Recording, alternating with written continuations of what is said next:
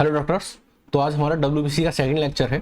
WBC के first lecture में हमने उसके basic introduction, properties, comparison with the RBC and the formation of WBC यानी ल्यूकोपोइसिस, वो सब कुछ हमने फर्स्ट लेक्चर में डिस्कस किया था। अगर आपने वो लेक्चर नहीं देखा है तो आप उसको देख लीजिए, तब हम इस सेकंड लेक्चर पे प्रोसीड करेंगे। तो ये हमारा लेक्चर नंबर 2 है डब्ल्यूबीसी का, और इसमें हम क्लासिफिकेशन ऑफ डब्ल्यूबीसी को डिटेल में समझेंगे। इस पूरे लेक्चर के दौरान अगर आपको कहीं कोई डाउट आता है तो आप कमेंट सेक्शन में ड्रॉप कीजिएगा। हम कोशिश करेंगे कि हम आपके सारे सवालों के जवाब दे पाए। डब्ल्यूबीसी के बारे में बात करते हैं तो डब्ल्यूबीसी के बारे में मैंने आपको बताया था कि इसकी जो शेप होती है वो अमीबर्ड होती है, और फर्स्ट लेक्चर में इसका रीजन भी बताया था मैंने आपको कि जो हमारे जो पैथोजेंस होते हैं या डिसीज कॉजिंग ऑर्गेनिज्म होते हैं वो किसी टिश्यू के अंदर होते हैं। तो सपोज करिए कि ये आपकी ब्लड कैपिलरी है और यहाँ कोई डब्ल्यूबीसी है, और इस टिश्यू के अंदर कोई बैक्टीरिया है। तो इस डब्ल्यूबीसी को इस टिश्यू तक पहुंचना होता है, और इस टिश्यू तक पहुंचने के बीच में रास्ते में बहुत सारे अदर टिश्यूज भी पाए जाते हैं। तो डब्ल्यूबीसी इजीली वहां से निकल पाए, इसलिए ये अपनी कोई फिक्स शेप नहीं रखती है, ये अपनी शेप चेंज करती रहती है ताकि जिस रास्ते से इसको गुजरना है उसके अकॉर्डिंग ये अपना शेप क्या कर लेती है, चेंज कर लेती है। मैंने आपको डब्ल्यूबीसी का काउंट भी बताया था कि डब्ल्यूबीसी पर क्यूबिक मिलीमीटर, पर क्यूबिक मिलीमीटर में जो मैंने आपको डब्ल्यूबीसी का जो काउंट बताया था वो 4000 to 11000 बताया था। कितना बताया था? 4000 to 11000। तो आरबीसी का जो नॉर्मल काउंट होता है वो कितना रहता है? 4000 to 11000 रहता है पर क्यूबिक मिलीमीटर। ठीक है, देखिए एक इंपॉर्टेंट बात है, सुनिएगा। डब्ल्यूबीसी टोटल कितनी पाई जाएगी, इसी को हम बोलते हैं टीएलसी। क्या बोलते हैं? टीएलसी। यानी टीएलसी होता है टोटल ल्यूकोसाइट काउंट। क्या होता है? Total leucocyte count. यानी आपके ब्लड में पर मिलीमीटर क्यूब कितनी डब्ल्यूबीसी पाई जा रही है, that is TLC, total leucocyte count. और उसकी वैल्यू कितनी रहती है? 4000 to 11000 पर मिलीमीटर क्यूब। अब हम बात करते हैं इनका फंक्शन। तो मैंने आपको बताया ना कि डब्ल्यूबीसी का जो मेन फंक्शन होता है वो होता है डिफेंस एंड इम्यूनिटी। डिफेंस मतलब ये पैथोजेंस जो हमारी बॉडी के अंदर एंटर करते हैं, यानी डिसीज कॉजिंग ऑर्गेनिज्म जो हमारी बॉडी के अंदर एंटर करते हैं और हमें डिसीज पहुंचाना चाहते हैं, उनको फाइट करती है, उनको डिस्ट्रॉय करती है, और हमारी बॉडी को इम्यूनिटी प्रोवाइड कराती है। इम्यूनिटी यानी हमारी बॉडी में रेजिस्टेंस प्रोवाइड करती है अगेंस्ट इन्फेक्शन। हमारी बॉडी को बहुत सारे रोगों से बचाती है, बहुत सारे इन्फेक्शन से बचाने में हेल्प करती है। इस तरीके से हमको इम्यूनिटी प्रोवाइड कराती है। ये सब कुछ हमने फर्स्ट लेक्चर में डिस्कस किया था और बताया था आपको कि on the basis of granules WBC दो तरह की होती है। यानी डब्ल्यूबीसी के कई टाइप्स होते हैं। अगर एक डब्ल्यूबीसी इस तरह की होती है कि मान लीजिए ये कोई डब्ल्यूबीसी है और इसके अंदर कुछ स्पेसिफिक ग्रेन्यूल्स पाए जा रहे हैं। क्या पाए जा रहे हैं? और किसी डब्ल्यूबीसी के अंदर कुछ स्पेसिफिक ग्रेन्यूल्स पाए जाते हैं। क्या पाए जाते हैं? स्पेसिफिक ग्रेन्यूल्स पाए जाते हैं। तो इस तरह की जो डब्ल्यूबीसी होती है उसको हम ग्रेनुलोसाइट बोलते हैं। लेकिन अगर किसी डब्ल्यूबीसी के अंदर प्लेन साइटोप्लाज्म पाया जा रहा है, क्या पाया जा रहा है? प्लेन साइटोप्लाज्म पाया जा रहा है, और किसी भी तरह की कोई ग्रेन्यूल्स, स्पेसिफिक ग्रेन्यूल्स नहीं है, यानी स्पेसिफिक ग्रेन्यूल्स अगर नहीं है तो उसको हम एग्रेनुलोसाइट बोलते हैं। ठीक है, ग्रेनुलोसाइट अगेन हम 3 पार्ट्स में डिवाइड करते हैं, एसिडोफिल, बेसोफिल और न्यूट्रोफिल। इस बार जो हमारा डिवीजन का बेसिस है वो ये है कि ये जो ग्रेन्यूल्स हैं, ये जो आप ग्रेन्यूल्स देख रहे हैं, ये जो ग्रेन्यूल्स हैं ये किस नेचर की डाई से स्टेन होते हैं। ये एसिडिक डाई से स्टेन होते हैं या बेसिक डाई से स्टेन होते हैं या फिर दोनों डाई से स्टेन होते हैं। अगर ये एसिडिक डाई से स्टेन होते हैं तो हम उनको एसिडोफिल बोल देते हैं। अगर ये बेसिक डाई से स्टेन होते हैं तो हम उनको बेसोफिल बोल देते हैं। अगर ये दोनों तरह की डाई से स्टेन होते हैं, एसिडिक और बेसिक, तो हम इनको न्यूट्रोफिल्स बोल देते हैं। ठीक है, अगर वहीं हम देखें एग्रेनुलोसाइट, तो एग्रेनुलोसाइट को हमने जो डिवीजन किया है वो on the basis of shape of nucleus पे किया है। अगर किसी भी एग्रेनुलोसाइट का जो न्यूक्लियस है अगर वो किडनी शेप है, क्या है? किडनी शेप है, तो हम उसको मोनोसाइट बोलेंगे। क्या है? किडनी शेप न्यूक्लियस है। ठीक है, तो हम उसको मोनोसाइट बोलेंगे। लेकिन अगर राउंड न्यूक्लियस है, अगर राउंड न्यूक्लियस है किसी भी एग्रेनुलोसाइट का, तो हम उसको लिम्फोसाइट बोलेंगे। ठीक है, अब इस क्लासिफिकेशन की हम बेसिक प्रॉपर्टी समझते हैं। ये जो जितनी भी तरह की डब्ल्यूबीसी हैं इन सबके बारे में कुछ बेसिक जानकारी हासिल करते हैं। सबसे पहले हम बात करते हैं न्यूक्लियस के बारे में, इनके न्यूक्लियस के बारे में। पहली जो बात करेंगे हम वो न्यूक्लियस के बारे में करेंगे। सॉरी, तो न्यूक्लियस की बात की जाए तो एसिडोफिल जो होती हैं ये बाइलोब्ड होती हैं। कैसी होती हैं? बाइलोब्ड न्यूक्लियस होता है इनके अंदर, यानी दो लोब होते हैं। तो आप देख पा रहे होंगे this is first lobe and this is second lobe. तो 2 लोब होते हैं इनके अंदर, एसिडोफिल्स के अंदर 2 लोब न्यूक्लियस होते हैं, तो इसलिए हम इनको बाइलोब्ड न्यूक्लियस बोलते हैं। वहीं अगर आप बेसोफिल की बात करो तो बेसोफिल के अंदर ट्राइलोब्ड न्यूक्लियस पाया जाता है, यानी न्यूक्लियस के अंदर 3 लोब पाए जाते हैं। और जो न्यूक्लियस की जो शेप होती है वो एस शेप होती है। कैसी होती है? एस शेप होती है। वहीं अगर आप न्यूट्रोफिल्स की बात करो तो न्यूट्रोफिल्स के अंदर 3 to 5 लोब पाए जाते हैं, 3 से 5 लोब पाए जाते हैं, इसलिए हम इनको मल्टी लोब न्यूक्लियस बोलते हैं, या फिर हम इनको पॉलीमॉर्फो न्यूक्लियर न्यूट्रोफिल्स बोलते हैं। क्या बोलते हैं? पॉलीमॉर्फो न्यूक्लियर न्यूट्रोफिल्स बोलते हैं, क्योंकि इनके अंदर number of lobes in the nucleus change होते रहते हैं, इसलिए हम इनको बोलते हैं पॉलीमॉर्फोन्यूक्लियर न्यूट्रोफिल्स बोलते हैं।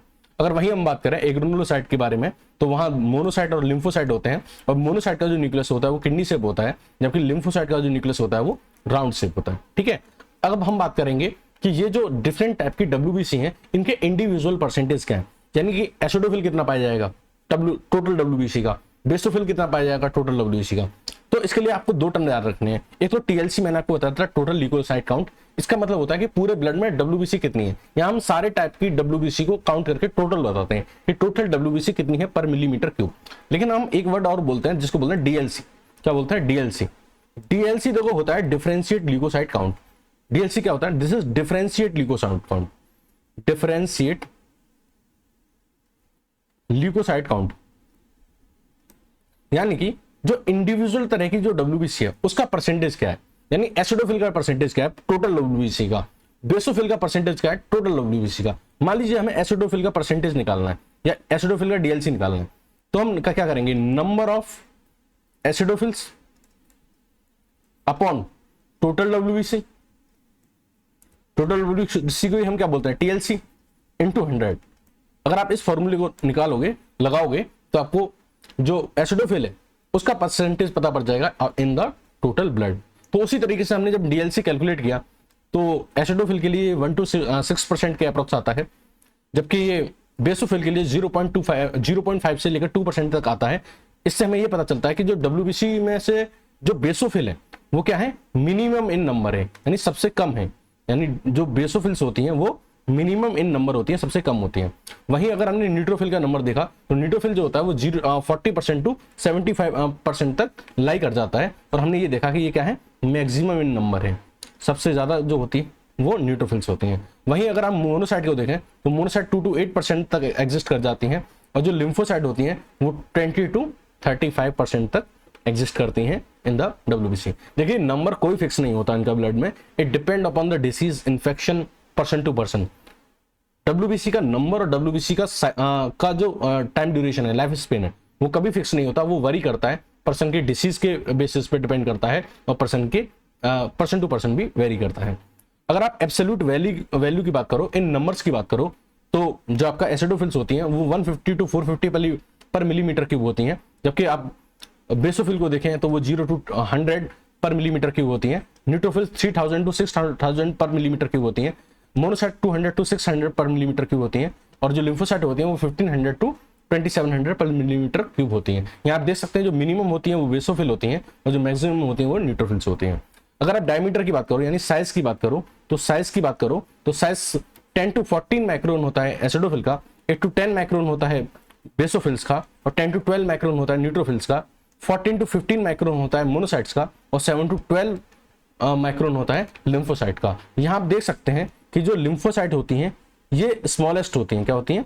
स्मॉलेस्ट होती हैं, सबसे कम साइज की होती हैं, और जो आपकी मोनोसाइट्स हैं वो लार्जेस्ट होती हैं। यानी मोनोसाइट जो होती हैं वो लार्जेस्ट होती हैं, जबकि लिम्फोसाइट जो होती हैं वो स्मॉलेस्ट होती हैं। अगर आप लाइफ स्पेन की बात करो तो मैंने आपको बताया था लाइफ स्पेन वरी करता है पर्सन की डिसीज के ऊपर या पर्सन के नेचर के ऊपर।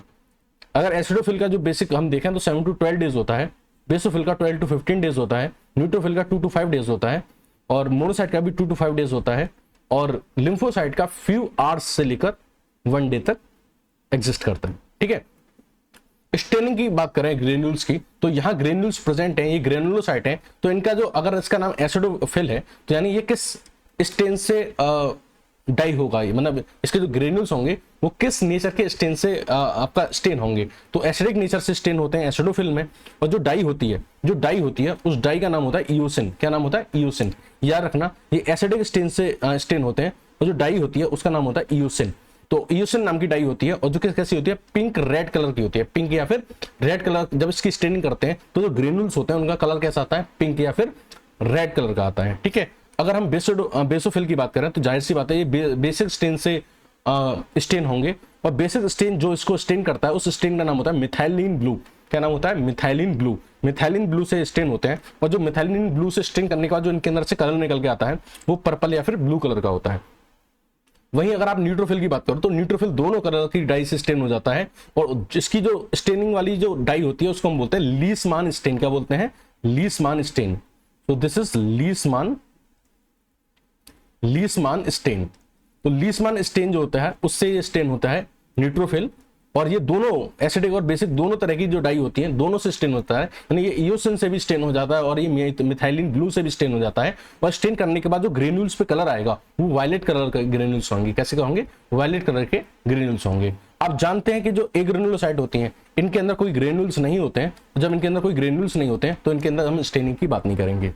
अगर हम फर्दर बात करें टाइप्स की, तो एसिडोफिल के बेसोफिल, न्यूट्रोफिल और मोनोसाइट, इनके कोई फर्दर सब टाइप्स नहीं होते, फर्दर डिविजन्स नहीं होते। लेकिन जो आपकी लिम्फोसाइट्स होती हैं वो फर्दर दो तरह की होती हैं। एक होता है टी लिम्फोसाइट्स, यानी हमने आपको बताया कि जो आपकी लिम्फोसाइट्स हो वो दो तरह की होती हैं। एक होती है बी लिम्फोसाइट और एक होती है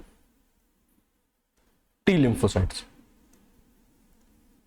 देखिए, अगर मान लीजिए हमने आपको बताया था कि डब्ल्यूबीसी का जो काम होता है, डब्ल्यूबीसी का जो वर्क होता है वो होता है आपको इम्यूनिटी प्रोवाइड कराना, यानी आपको बॉडी को ये कैपेबिलिटी प्रोवाइड कराना कि वो रोगों से लड़ सके, वो डिसीज से लड़ सके, वो पैथोजेंस माइक्रोब से लड़ सके।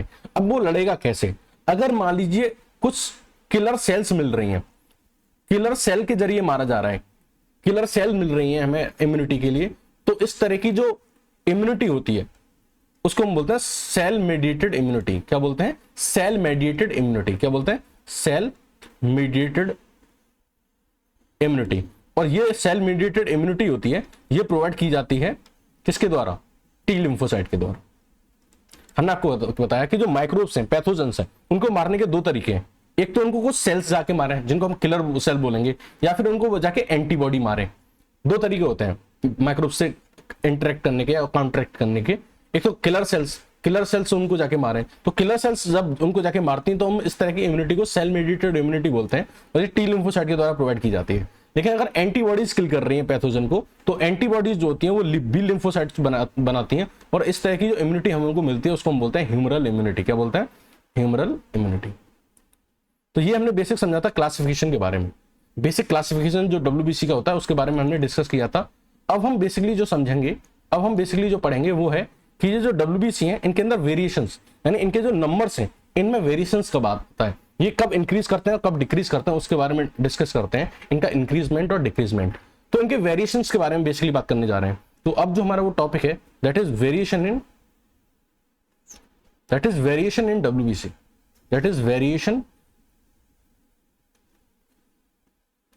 इन डब्ल्यूबीसी के अंदर जो वेरिएशंस होंगे उनके बारे में बात करेंगे। अब वेरिएशन दो तरह के होते हैं। एक तो होता है पैथोलॉजिकल वेरिएशन, अगर किसी डिसीज की वजह से वेरिएशन आ रहा है, किसी डिसऑर्डर की वजह से वेरिएशन आ रहा है, तो पैथोलॉजिकल किसकी वजह से होता है? डिसीज या डिसऑर्डर की वजह से जो वेरिएशन आ रहा है। एक होता है हमारा फिजियोलॉजिकल। तो ये फिजियोलॉजिकल जो होता है ये हमारी बॉडी के मेटाबॉलिज्म या बॉडी के फंक्शन, इनकी वजह से जो डब्ल्यूबीसी में चेंज आएगा उसको हम बोलेंगे पैथोलॉजिकल वेरिएशन।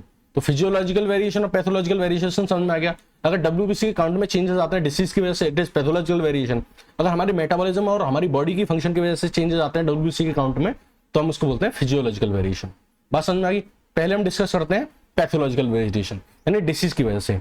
देखिए, अब जो डब्ल्यूबीसी का जो काउंट होता है वो आपको बताया था 4000 to 11,000 पर क्यूबिक मिलीमीटर होता है, लेकिन ये इंक्रीज भी करता है और डिक्रीज भी करता है। अब जब इंक्रीज करेगा या डिक्रीज करेगा तो ऐसा नहीं है कि सारी डब्ल्यूबीसी एक साथ बढ़ेंगी। यानी मैंने आपको डिफरेंट टाइप्स के जो डिफरेंट टाइप के जो डब्ल्यूबीसी के टाइप बताए थे थोड़ी देर पहले, acidophil, basophil, neutrophil, lymphocytes, monocytes. अगर मान लीजिए हम कहते हैं कि डब्ल्यूबीसी इंक्रीज हो रही है, डब्ल्यूबीसी इंक्रीज हो रही है, तो इसका मतलब ये नहीं कि ये सारी जितने भी तरह के जो डब्ल्यूबीसी हैं वो ये सारी ही इंक्रीज करेंगी। ऐसा हो सकता है कि न्यूट्रोफिल बढ़ रहा हो, लिम्फोसाइट घट रहा हो, ठीक है। ऐसा भी हो सकता है कि एसिडोफिल, बेसोफिल, न्यूट्रोफिल बढ़ रहे हो, लिम्फोसाइट, मोनोसाइट घट रहे हो। मतलब ऐसा जरूरी नहीं है कि ये सारी डब्ल्यूबीसी एक साथ ही इंक्रीज होंगी या एक साथ ही डिक्रीज होंगी। ऐसा भी हो सकता है कि एक इंक्रीज कर रही हो तो दूसरी डिक्रीज कर रही हो। जनरली ये देखा गया है कि जब न्यूट्रोफिल इंक्रीज करती है तो उस टाइम पे जो लिम्फोसाइट होती है वो क्या करती है? डिक्रीज करती है, ठीक है। तो यानी all WBC type does not increase decrease equally. ऐसा नहीं कि सारे बराबर इंक्रीज हो रहे हैं। ऐसा भी देखा गया है कि जब न्यूट्रोफिल इंक्रीज होता है तो लिम्फोसाइट जो होती हैं वो डिक्रीज हो जाती हैं। अब देखो जब डब्ल्यूबीसी का काउंट इंक्रीज होता है, जब डब्ल्यूबीसी का काउंट इंक्रीज होता है तो हम इसको बोलते हैं ल्यूकोसाइटोसिस। एक ट्रिक हमेशा याद रखना, जब भी किसी का नंबर इंक्रीज होगा तो आप लगा देना साइटोसिस, और जब भी किसी का नंबर डिक्रीज होगा तो उसको लगा देना पीनिया। सिंपल, जब भी नंबर इंक्रीज हो रहा है तो साइटोसिस लगा देना, जब भी नंबर डिक्रीज हो रहा है तो आप पीनिया लगा देना। डब्ल्यूबीसी का नंबर अगर इंक्रीज हो रहा है, यानी रहता कितना है 400 टू 1100, यानी 1100 से अगर ये ज्यादा हो रहा है तो हम इसको बोल देंगे ल्यूकोसाइटोसिस। यानी डब्ल्यूबीसी का काउंट इंक्रीज हो गया, और ये किस कंडीशन में होता है, किसी को अगर इन्फेक्शन हो जाए, एलर्जी हो जाए, कॉमन कोल्ड या जुकाम हो जाए, या फिर ट्यूबरक्लोसिस टीबी हो जाए, तो उस केसेस में डब्ल्यूबीसी का नंबर बढ़ जाता है और इसको हम ल्यूकोसाइटोसिस बोलते हैं। लेकिन अगर ये नंबर एबनॉर्मली बढ़ जाए, अगर ये थोड़ा बहुत बढ़ता है, यानी 20,000 हो गया, 25,000 हो गया, 30,000 हो गया, 1 लाख हो गया, तो ये नॉर्मल इंक्रीज है। बट अगर ये एबनॉर्मली इंक्रीज हो जाए, क्या हो जाए, एबनॉर्मली इंक्रीज हो जाए, और ये ग्रेटर देन 10 लाख हो जाए, कितना हो जाए, ग्रेटर देन 10 लाख हो जाए, तो हम इसको ल्यूकेमिया या फिर ब्लड कैंसर बोलते हैं। क्या बोलते हैं, ल्यूकेमिया या फिर ब्लड कैंसर बोलते हैं। अब नेक्स्ट ये तो हमने डिस्कस किया था कि जब डब्ल्यूबीसी का काउंट इंक्रीज हो जाए। नेक्स्ट हम डिस्कस करेंगे कि अगर मान लीजिए डब्ल्यूबीसी का जो काउंट है वो डिक्रीज हो जाए। अगर डब्ल्यूबीसी का काउंट डिक्रीज हो जाता है तो हम इसको ल्यूकोपीनिया बोलेंगे। क्या बोलेंगे, ल्यूकोपीनिया। सिंपल ट्रिक है, इंक्रीज हो रहा है तो साइटोसिस और डिक्रीज हो रहा है तो पीनिया, तो ल्यूकोपीनिया बोलेंगे जब डब्ल्यूबीसी डिक्रीज होंगी। और ये किस कंडीशन में होता है, लिवर सिरोसिस, यानी लिवर की जो सेल्स होती हैं जब डैमेज होती है तब, स्प्लीन के अंदर डिसऑर्डर हो जाए, या फिर एनाफाइलेटिक शॉक हो जाए। एनाफाइलेटिक शॉक जो होता है ये एक सीवियर एलर्जिक कंडीशन होती है जिसके अंदर सांस लेने में एक तो डिफिकल्टी होगी, और जो हमारी जो रेस्पिरेटरी ट्रैक्ट होता है उसके अंदर क्या आ जाता है, इन्फ्लेमेशन हो जाता है। ठीक है, ये तो डब्ल्यूबीसी इंक्रीज करना और डब्ल्यूबीसी डिक्रीज करना। अब आपको पता है कि जो डब्ल्यूबीसी है वो दो तरह की है, ग्रेनुलोसाइट और एग्रेनुलोसाइट। अगर ग्रेनुलोसाइट इंक्रीज करेंगे तो सिंपल है, क्या बोलेंगे, ग्रेनुलोसाइटोसिस। ग्रेनुलोसाइटोसिस बढ़ रहा है तो साइटोसिस लगा दीजिए, कम हो रहा है तो साइटोपीनिया लगा दीजिए। अगर डिक्रीज कर रहा है तो ग्रेनुलोसाइटोपीनिया। ठीक है, ग्रेनुलोसाइट्स इंक्रीज कर रही हैं तो ग्रेनुलोसाइटोसिस, और ग्रेनुलोसाइट डिक्रीज कर रही हैं तो ग्रेनुलोसाइटोपीनिया। उसी तरीके से एग्रेनुलोसाइट, अगर एग्रेनुलोसाइट बढ़ रही हैं तो एग्रेनुलोसाइटोसिस, और डिक्रीज हो रही हैं तो एग्रेनुलोसाइटोपीनिया। ये वाली ट्रिक आप याद रखिए, नंबर बढ़ रहा है तो साइटोसिस, घट रहा है तो पीनिया। एग्रेनुलोसाइट बढ़ रही हैं तो एग्रेनुलोसाइटोसिस, और कम हो रही हैं तो एग्रेनुलोसाइटोपीनिया। चलिए अब हम ग्रेनुलोसाइट्स के भी सब टाइप्स के बारे में बात करते हैं। सबसे पहले हम एसिडोफिल के बारे में बात करते हैं। अगर एसिडोफिल का नंबर इंक्रीज हो रहा है तो एसिडोफिल का अगर नंबर इंक्रीज हो रहा है तो सबसे पहले हम बात करते हैं एसिडोफिल को ही दूसरे नंबर टर्म में हम इजनोफिल भी बोलते हैं। तो अगर एसिडोफिल या इजनोफिल का जो नंबर इंक्रीज होता है तो हम इसको बोलते हैं इजनोफिलिया। क्या बोलते हैं, इजनोफिलिया। इस कंडीशन को हम क्या बोलते हैं, इजनोफिलिया। अब जो इजनोफिलिया है ये किस किस कंडीशन में होती है, तो इसकी ट्रिक है नापाक। क्या ट्रिक है, नापाक। नापाक का मतलब होता है, एन फॉर होता है नियोप्लेशिया। क्या होता है, नियोप्लेशिया। अब जो ये नियोप्लेशिया है ये एक तरह का कैंसर है, यानी इसमें क्या होता है, अनकंट्रोल्ड सेल ग्रोथ होती है। क्या होती है, अनकंट्रोल्ड सेल ग्रोथ होती है। तो एक तरह का ट्यूमर का फॉर्मेशन होने लगता है, ट्यूमर का फॉर्मेशन होने लगता है। तो नियोप्लेशिया में आपका इजोनोफिल का नंबर बढ़ जाता है। सेकंड आपको बताया था एलर्जी में, ए फॉर होता है एलर्जी। ए फॉर क्या होता है, एलर्जी। तो एलर्जी में नंबर इंक्रीज हो जाता है। पी फॉर होता है पैरासिटिक इन्फेक्शन, यानी अगर आपको कहीं पैरासिटिक इन्फेक्शन हुआ है तो उस कंडीशन में नंबर इंक्रीज हो जाता है। फोर्थ यहाँ पे ए का जो मतलब है वो है अस्थमा। अस्थमा में भी एसिडोफिल या इजनोफिल का नंबर बढ़ जाता है। And fifth is collagen vascular disease. जो कोलेजन वस्कुलर डिसीज है ये एक तरह का ऑटो इम्यून डिसीज है। कैसी है, ऑटो इम्यून डिसीज है। डिटेल में हम इसको पैथोलॉजी में पढ़ेंगे। यहाँ आप समझिए ऑटो इम्यून डिसीज है, और इस डिसीज में क्या रहता है, फीवर रहता है, जॉइंट्स पेन रहता है, बॉडी पेन रहता है, हेडेक रहता है। ठीक है, ऑटो इम्यून डिसीज है ये। तो ये जो इजनोफिलिया यानी एसिडोफिल का जो नंबर बढ़ा हुआ मिलेगा वो आपको मेनली इन डिसीज में मिलेगा। नेक्स्ट इज, अगर मान लीजिए कि एसिडोफिल का नंबर कम हो जाए, एसिडोफिल का नंबर क्या हो जाए, कम हो जाए। अगर इंक्रीज हो रहा है तो आपको क्या लगाना है, साइटोसिस। ठीक है, और डिक्रीज होता है तो पीनिया। तो अगर इजनोफिल का नंबर डिक्रीज हो रहा है तो हम इसको बोलेंगे इजनोपीनिया। इजनोपीनिया। अब इजनोपीनिया किस किस कंडीशन में होता है, तो कुशिंग सिंड्रोम। किसमें होता है, कुशिंग सिंड्रोम। अब जो कुशिंग सिंड्रोम है ये क्या होता है, this is hyper secretion of, किसकी वजह से होता है, hyper secretion of cortisol. Cortisol, देखो आपका जो एड्रिनल ग्लैंड होता है, एड्रिनल ग्लैंड होता है, उसका जो एड्रिनल कॉर्टेक्स वाला पार्ट होता है, कौन सा पार्ट, एड्रिनल कॉर्टेक्स, वहां से एक हार्मोन निकलता है जिसका नाम होता है कॉर्टिसोल। जब कॉर्टिसोल का सिक्रेशन बढ़ जाता है तो उस टाइम पे जो बीमारी होती है उसको हम बोलते हैं कुशिंग सिंड्रोम। क्या बोलते हैं, कुशिंग सिंड्रोम। और इस कुशिंग सिंड्रोम में क्या होता है, बेसोफिल का जो नंबर होता है, सॉरी, एसिडोफिल का जो नंबर होता है वो क्या होता है, डिक्रीज हो जाता है, और इसी को हम बोलते हैं इजिनोपेनिया। सेकंड, अगर आपको बैक्टीरियल इन्फेक्शन हो जाए तब एसिडोफिल का नंबर डिक्रीज होता है, तो हम उसको बोलते हैं इजिनोपेनिया। स्ट्रेस की कंडीशन में और एक लंबे समय तक स्टेरॉइड्स का इस्तेमाल करने में भी क्या होता है, आपका जो एसिडोफिल्स होते हैं या इजिनोफिल्स होते हैं उनका नंबर डिक्रीज होता है, उसको हम इजिनोपेनिया बोलते हैं। नेक्स्ट बात करते हैं बेसोफिल के बारे में। तो बेसोफिल जब इंक्रीज करती हैं तो हम इसको बेसोफिलिया बोलते हैं, और जब बेसोफिल डिक्रीज करती हैं तो हम इसको बेसोपिनिया बोलते हैं। ठीक है, बेसोफिल्स कब इंक्रीज करती हैं तो उसकी दो कंडीशन है, स्मॉल पॉक्स और चिकन पॉक्स। ये वायरल डिसीज है। क्या है, वायरल डिसीज है। ये क्या है, वायरल डिसीज है। तो वायरल डिसीज यानी स्मॉल पॉक्स या चिकन पॉक्स में बेसोफिल का नंबर जो होता है वो इंक्रीज कर जाता है। वहीं अगर हम बात करें बेसोपिनिया के बारे में, जिसमें जो आपकी बेसोफिल्स हैं वो डिक्रीज होती हैं, तो वो कंडीशन है स्ट्रेस एंजाइटी के टाइम पे। यूट्रिक एरिया जो होती है एक स्कैन डिसऑर्डर होता है, या फिर हम क्या करें, एक लंबे समय तक दवाएं खाएं, कीमोथेरेपी चले हमारी या रेडियोथेरेपी चले, उस कंडीशन में भी क्या होता है, हमारा बेसोफिल का जो नंबर है वो डिक्रीज हो जाता है। और जब बेसोफिल का नंबर डिक्रीज हो जाता है तो हम उसको बेसोपेनिया बोलते हैं। बात समझ में आ गई। अब हम बात करते हैं न्यूट्रोफिल के बारे में। तो न्यूट्रोफिल का नंबर जब इंक्रीज होता है तो न्यूट्रोफिलिया बोलते हैं, और जब न्यूट्रोफिल का नंबर डिक्रीज होता है तो हम इसको न्यूट्रोपीनिया बोलते हैं। ठीक है, इंक्रीज कर रहा है तो न्यूट्रोफिलिया और डिक्रीज कर रहा है तो न्यूट्रोपीनिया। न्यूट्रोफिल जब इंक्रीज करती हैं तो वो किस कंडीशन में इंक्रीज करती हैं, अगर मान लीजिए आपको कोई एक्यूट इन्फेक्शन हो जाए, या फिर मान लीजिए आपको क्या हो जाए, मेटाबॉलिक डिसऑर्डर हो जाए। क्या हो जाए, कुछ मेटाबॉलिक डिसऑर्डर हो जाए, किसी भी मेटाबॉलिक डिसऑर्डर में भी आपको न्यूट्रोफिल्स का काउंट बढ़ जाता है। कोई बाहर से फॉरेन पैथोजन या बैक्टीरिया या डिसीज कॉजिंग ऑर्गेनिज्म आपकी बॉडी में चला जाए तब न्यूट्रोफिल का नंबर बढ़ जाता है। वैक्सीन इंजेक्ट कराने पर भी आपका जो न्यूट्रोफिल नंबर बढ़ जाता है। कोई आपको वीनम यानी कोई भी इंसेक्ट काट ले जो जहरीला हो, पॉइजनस इंसेक्ट हो, उसके काटने से भी न्यूट्रोफिल का नंबर बढ़ जाता है। और अगर मान लीजिए आपके अंदर ब्लड का लॉस हो जाता है, हीमोरेज हो जाता है, थोड़ा बहुत ब्लड का लॉस हो जाता है, तब भी आपका न्यूट्रोफिल का नंबर इंक्रीज हो जाता है।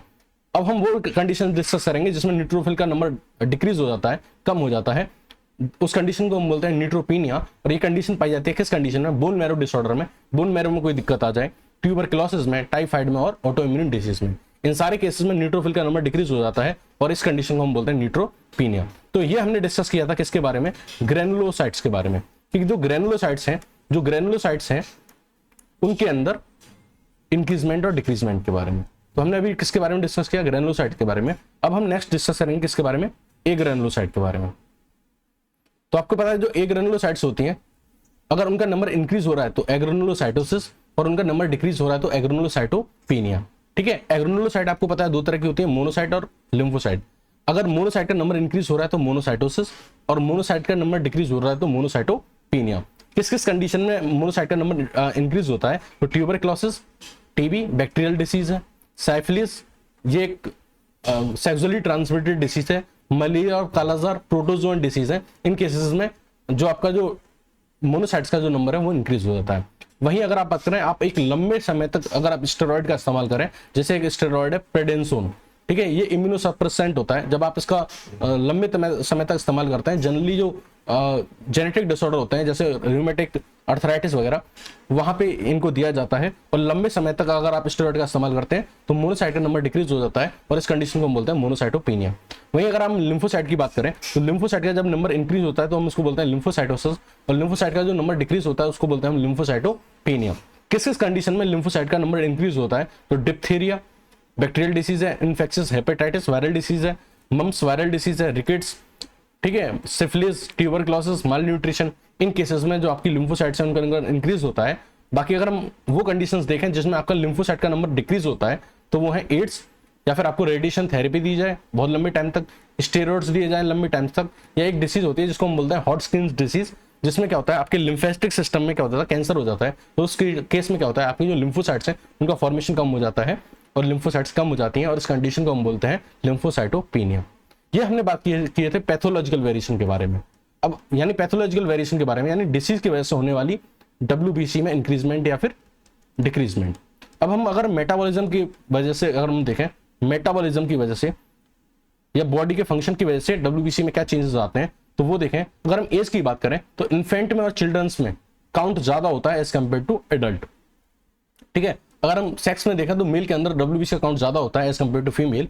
अगर हम डाययूरनल वेरिएशन देखें, पूरे दिन के टाइम में देखें, तो सबसे कम मॉर्निंग में डब्ल्यूबीसी काउंट होता है और सबसे ज्यादा आफ्टरनून में होता है। एक्सरसाइज करने से डब्ल्यूबीसी काउंट बढ़ जाता है, सोने से कम हो जाता है। इमोशनल कंडीशन यानी एंजाइटी, चिंता से बढ़ जाता है आपका डब्ल्यूबीसी काउंट। प्रेगनेंसी के टाइम पे बढ़ जाएगा और मेंस्ट्रुएशन के टाइम पे भी डब्ल्यूबीसी काउंट बढ़ जाता है। ठीक है, तो ये this was all about WBC. अगर इस पूरे लेक्चर में कोई डाउट रहा हो तो आप कमेंट सेक्शन में ड्रॉप कीजिएगा। Thank you and have a nice day.